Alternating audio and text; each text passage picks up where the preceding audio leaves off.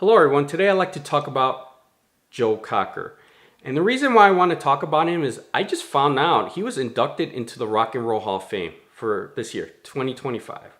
I did not know that at all. Supposedly he was inducted in the beginning of the year or near the beginning of the year, and then he's going to act the actual ceremony. It's going to be in a month or so. So congratulations.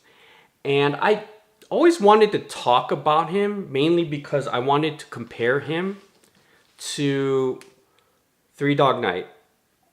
And let me get to Three Dog Night a little later. But before I get into him, I kind of want to just explain my background with Joe Cocker.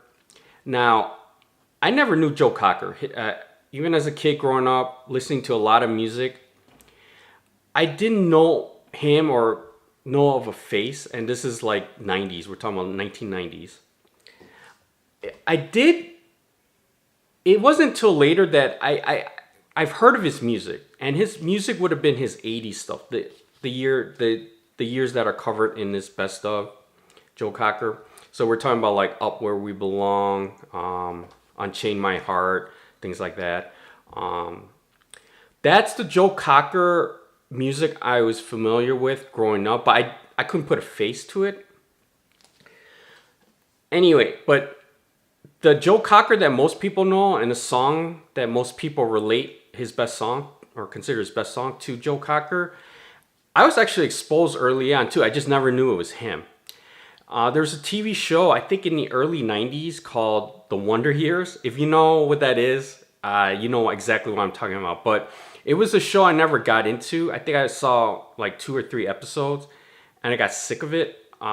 Mainly because two things. The theme of the series, I just didn't really get. I mean, I get it now, but back then I didn't understand stuff that they were talking about in the past, going backwards, like what is it, 60s or 70s? I could care less.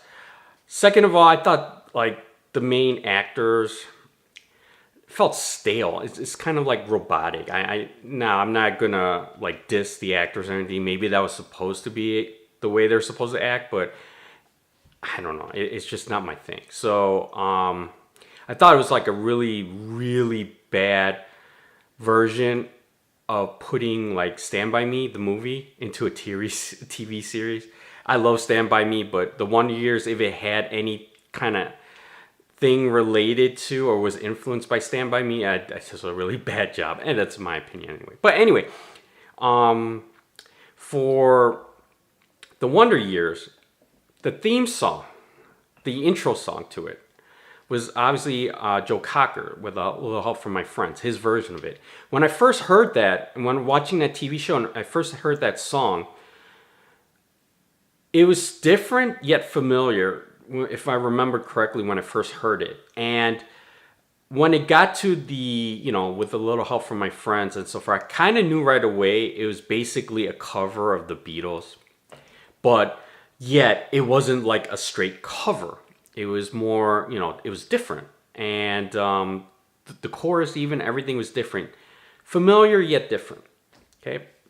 And at that time, I always thought one of the actors or the actors from that TV show sung it. For some reason, like me being a dumbass, especially as a kid, I always thought if there's a theme song or something like that, that the actors of that TV show would sing it. And now that could be true for certain shows, but I always thought it was all shows, But anyway, so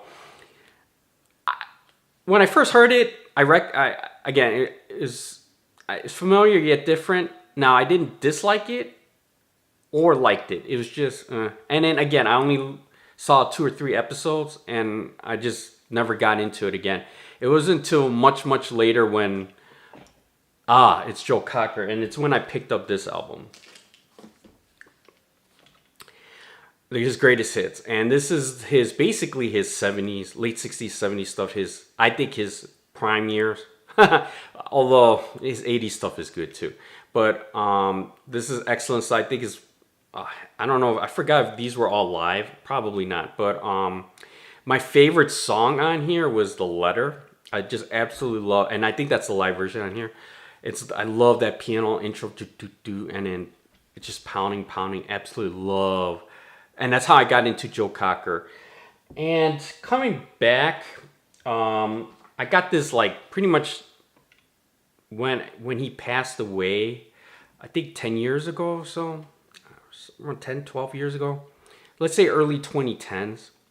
I picked this album up, Go, mainly because of that, and it was also on sale or something like that. So I picked this up, and this is for any casual Joe Cocker fan or people trying to get into Joe Cocker. If you want to get like a physical copy or at least know what album to listen to stream, I totally recommend the Go. This is hands down the best of the best. It covered everything since his beginning and all the way through 90s or so, maybe 2000s, if anything. I don't know if he did other songs after that, but this is the one to get. This is all you need. So, listening to that album, The Gold, his double CD set, I realized he's kind of like a true rock, like rock blues. He's cut from that same cloth. Like when you listen to early Rolling Stones, early Led Zeppelin, those are like true blues. Duane Allman, things like that. They're like, he's really bluesy. And not only his voice, I'm not a big fan of his voice. A lot of people love it. I'm just mad at it. But it fits the style, the bluesy style well, and that's why I think it works. But from my experience, I enjoy his music mainly because it has that blues aspect to it. So anyway, now speaking of Joe Cocker, I wanted to talk about Three Dog Night and why Joe Cocker is in it and Three Dog Night is still not in it. Now, before I continue on with Three Dog Night, I just remembered that from what I understand, he got in this year, and supposedly it was the final push for him to get in, because I think he was qualified for quite some time now, was Paul McCartney. He kind of wrote a letter or something to the board of the Hall of Fame, and hey, I don't know what the letter said or anything. I don't even know if that's true or not, but if it's true, it might have been the final push for him to get in. Personally, I think with or without Paul McCartney's recommendation, if that was true, he deserves it. But I also believe Three Dog Night deserves it. And now I'm going to try to make a comparison of the two, okay? Take away Paul McCartney's influence if there was any. Just say straight out merit, okay? What you believe in. The main thing that you can link, besides the same era of classic rock era, is that they're both pretty much cover artists, right? So when I mean cover artists, they don't really write their own music. Now, they could have written music before or write their own songs, but the songs that and majority, if not all the songs that are hits, were not their own songs. They weren't written by any, by their own. They're by external sources, one way or another. So that's like the biggest link. And if Joe Cocker could get in, that would be great news for cover artists like Three Dog Night, which if you look at my previous video, I did a video of them. I consider them the greatest cover group of all time. It's still the case. Now there's differences. Obviously, musical styles, they're quite a bit different, right? This is more like AM rock. I wouldn't call it soft rock per se, or yacht rock, but in that realm-ish, it's pop rock, light rock, soft rock. I don't know. It's that type of rock, but radio-friendly rock. Maybe that's probably more appropriate. And then Joe Cocker, as I mentioned earlier, he's more like bluesy rock, like kind of bluesy rock. I think of like Eric Clapton when he does the blues, Duane Allman, I think I mentioned before, that type of rock. So if it's music alone, like the style of music, I don't think it's the case. You can't be that subjective to like bluesy rock versus kind of radio friendly rock. So I don't think that's the case, but that's one of the differences. The second difference that I think is really relevant is longevity. Now, Three Dog Night as a band, they put out a lot of hits, and they're like a lot of them, top 5, top 10 at least, and there's no doubt about it. They're very popular. The thing is, their popularity, and as a band, like the original members of the band, or the major ones at least, didn't last 10 years. I think less than that, like 8 years or something, 8, 9 years, not even 10 years. They didn't last a decade. Okay, so when you think about it, it's kind of short. Joe Cocker started late 60s with that cover of the Beatles and Woodstock, and then goes on through the 70s, which that album I showed you with The Letter, love it, and then his 80s stuff, Up Where We Belong, Unchain My Heart. Again, those are actually hit songs in the 80s and 90s, I think early 90s, mid 90s maybe. So his career was much longer, hands down. I'm at least double Three Dog Night, if not triple. I think he's gone through 2000s. I just don't know or recognize any songs from the 2000s or anything like that. So longevity is important. It's important. And I get like Three Dog Night, circumstances happen, they break up, things like that. You can't control. It is what it is. But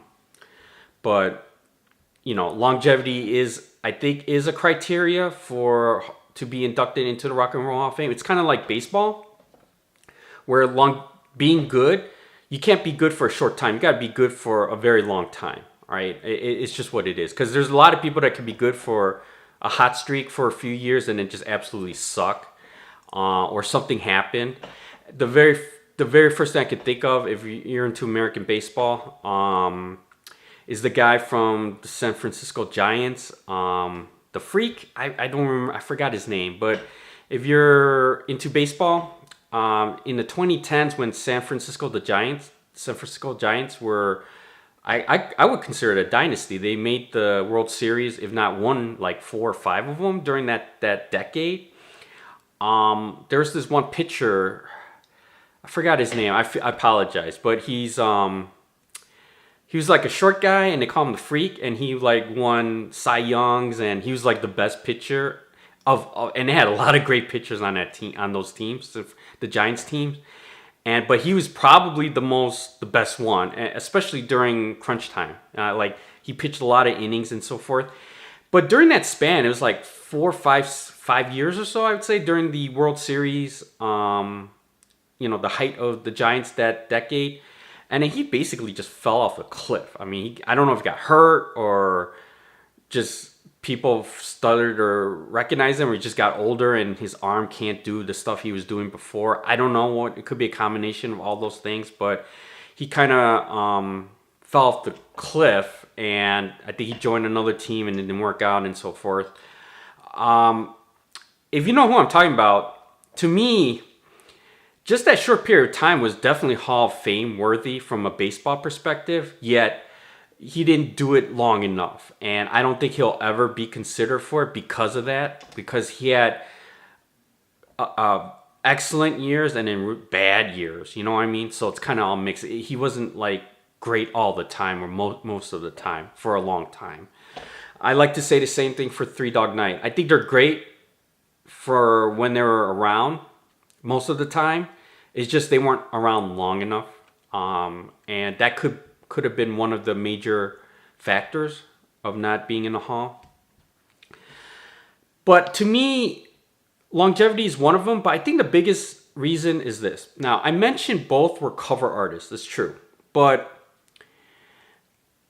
I would consider Joe Cocker more of an interpreter. I think that's what they call it too. More of an interpreter of music rather than a cover. I mean, he covers songs, but he does them in his style, his way. Like when I mentioned his cover of With a Little Help from My Friends with the Beatles, it's not a direct cover of the Beatles. It doesn't flow or go exactly like it. The lyrics are the same, probably, I think. The chorus is the same, but the way it's set up, the way it's been played, the way he sings it's almost like a different song, right? And to me, that's kind of where Joe Cocker is a bit different than Three Dog Night in a sense. Majority from the songs he makes, he covers, and that are hits. If not even non-hits that he covers, he really tries to make it his own style, his own way. And it's that bluesy way that matches his voice, things like that. And there's certain different styles in the music that he's trying to interpret differently, or what he feels should have been interpreted from either a lyrical standpoint or how the music is flowing, or a combination of that. He does that. Like, With a Little Help from My Friends is like the perfect example. It's as I keep saying, it's the same song, yet it's familiar, but it's different. It's different. You could say that for a lot of other songs he's covered. It's really his own style. He's really interpreting it the Joe Cocker way. Now, Three Dog Night, when you hear the songs like they covered, the original covers, or at least if you can find them, they're almost like I'm not going to say by the book. There's differences here and there. Maybe the way they play the instruments or things like that. They might add a chorus or something that makes it slightly different than the original cover, but it almost sounds like a cover, like how you would cover. But in my opinion, the way that Three Dog Night does it is probably the best for covering. But they don't really, from an interpreting standpoint, they don't really. It's not like, if you heard both versions, the original version or some other cover version, and Three Dog Night's cover version, they're very similar. They're very similar. There's no like, this is, besides hearing the voices, this is like Three Dog Night style. I can't say. That's the thing. I don't know what kind of style Three Dog Night is, outside of if they're just more of a radio friendly soft rock, pop rock type style, then maybe that's what it is. That's their style. But listening to the original, majority of them, the original songs that they cover, as well as other people's covers, they're very similar. I like to say 80% similar. Joe Cocker, on the other hand, sometimes they're like 80% different. Lyrics aside, they're just the music, interpretation. It matters. It really does matter. And the best example of Joe Cocker I can think of is really not Three Dog Night now. The best example of Joe Cocker would be Elvis, because Elvis is basically the same thing, right? He didn't really write his music, or all the music that all his popular hits and so forth are not his own songs. He just basically covers songs, but really make it his own. It's like when you hear an Elvis song, you don't even know there was someone else's original song or something. Even if you heard it, you would probably prefer Elvis's. All right, so it's just he really made really rock and roll all the songs he made. Elvis, he's very unique in that, and that Elvis to me is the true version of how you interpret music, any kind of music. He did it his own way, the way he can only think of, and that's why he's the king. He's the king, and even he didn't write any of his songs that we're familiar with. Doesn't matter. He's the king, right? I would put Joe Cocker in a similar boat. Not saying he's as good as Elvis or anything. Some people might think so. But related to interpretation, I think he fits that mold like Elvis more so than Three Dog Night. So anyway, having said all that, I still think Three Dog Night deserves it.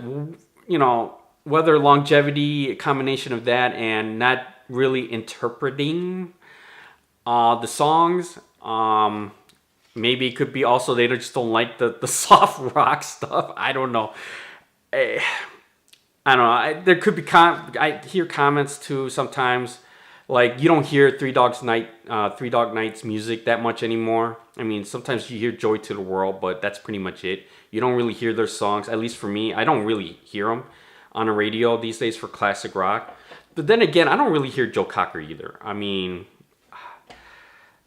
I don't know. I don't really hear their stuff now. Classic rock has growing up in the '90s classic rock era, and then hearing it now in the mid 2020s, classic rock could be a different, realm entirely. It might cover the 1980s, maybe even the 90s. Well, I consider 90s still alternative rock, but they might include classic rock. Might be Nirvana now, Red Hot Chili Peppers, and then you can only play so much, right, on a radio. So that's why maybe that's why I don't hear them. But I don't know. I hope down the road, eventually, there's not going to be many artists left available that you can scrutinize really heavily to be inducted to the Hall of Fame. I mean, if people think rock and roll music these days, let's say 2000s or 2010s on, suck, I think it kind of sucks because I haven't really heard of anything rock and roll anymore these days. Anything popular, at least. You're going to run out of candidates, and there's going to be times when no one is going to be inducted. I mean, if that's the case. So if no one's going to be inducted, hell, by default, artists like Three Dog Night should be. And they should be inducted by merit alone, and the merit being, to me, they're the best cover group. And not only the cover group, but they really made hits. I mean, the artists that they covered, or the songwriters that they covered, should be thankful for Three Dog Night to actually have them cover their songs. And me, same thing. If I wrote music but can't play shit, can't sing shit, very first thing I could think of is have someone like Three Dog Night. If I was available back then, and I wrote music, I'd be like, hey, Three Dog Night, please cover my song for me, make it a hit. That's me anyway. Anyway. That's all I've got to say. Let me know what you think. Thanks. Bye.